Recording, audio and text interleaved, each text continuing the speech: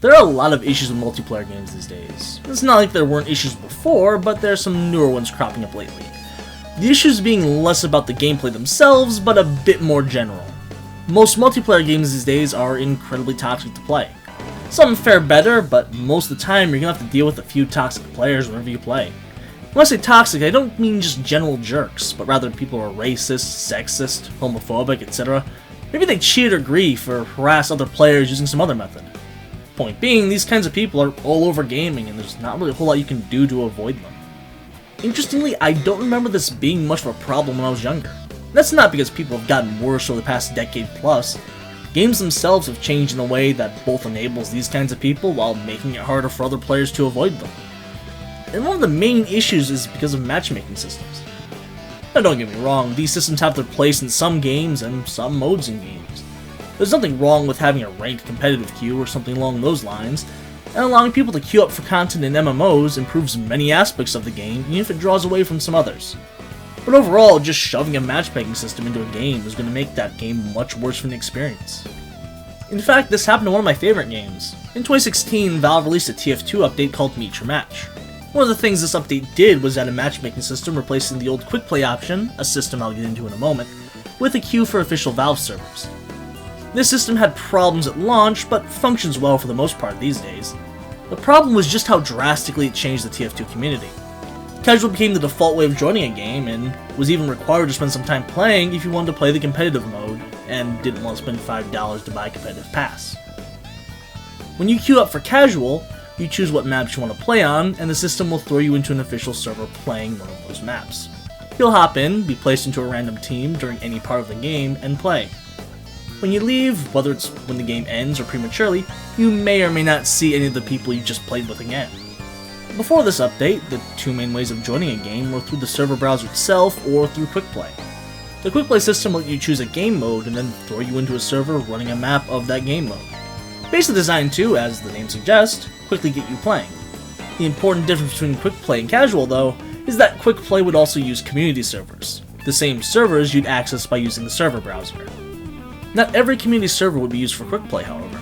There are restrictions that aim to keep the experience relatively vanilla, such as a specific pool of Quick Play maps, disabling friendly fire, among other things. Failing to meet them would mean that it wasn't in the Quick Play pool. That's no big deal. If you wanted a different experience, you could just find one through the server browser, or find some neat ones elsewhere online.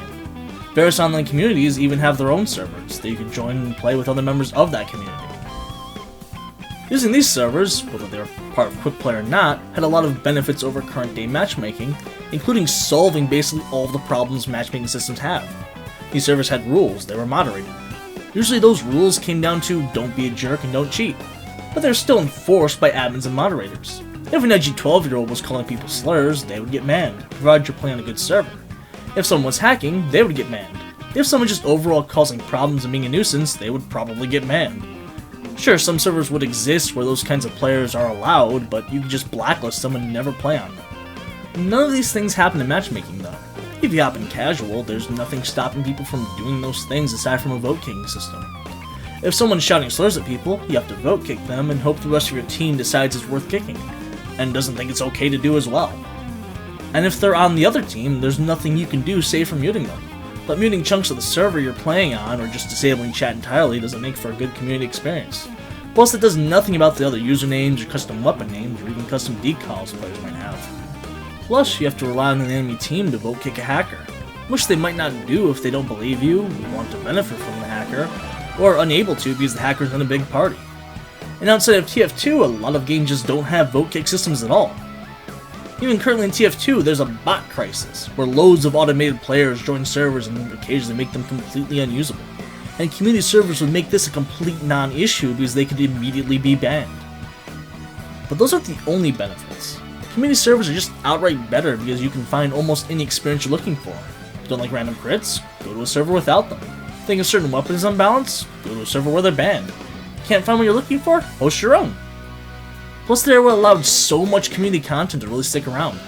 Maps and modes that never did or never could get added to the base game are available there. Plus, community servers allowed you to build a proper community of players.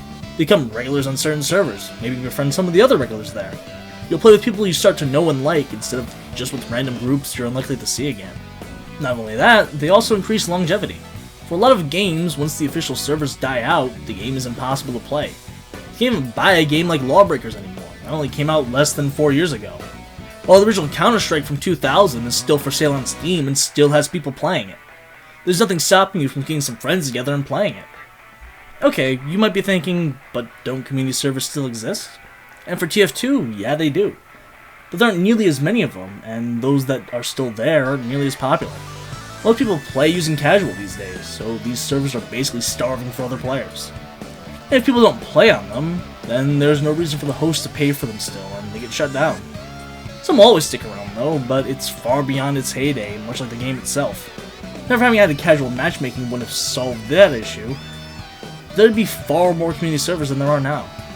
The bigger issue though is newer games. TF2 still has its community servers, but most other big multiplayer games like this don't. Games like Battlefield or Call of Duty don't. Even Overwatch, with its custom game system, doesn't let you host your own servers. They're still hosted by Blizzard and aren't even close to the freedom you can have with TF2.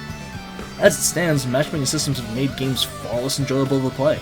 They've created more problems than they ever solved, but still, developers go back to them regardless.